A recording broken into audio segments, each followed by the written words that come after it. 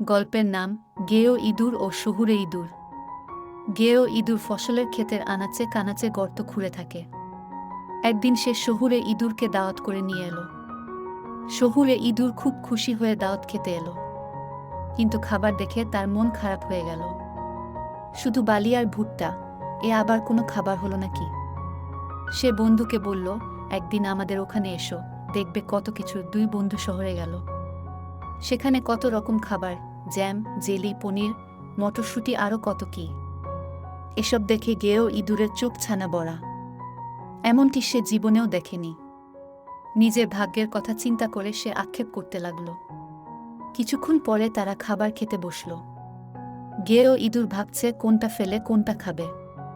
এমন সময় কে যেন ঘরে ঢুকল। সবাই লুকিয়ে গেল যে যেখানে পারে। কিছুক্ষণ পর লোকটা চলে গেল। আবার তারা খেতে বসল। ওমা!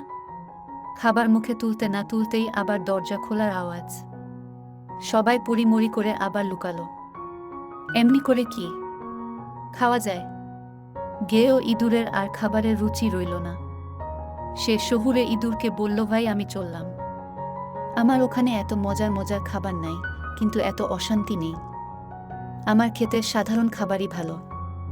উপদেশ: দারিদ্রতা মধ্যে শান্তি প্রাচুর্যের মধ্যে বিপদের চাইতে অনেক ভালো।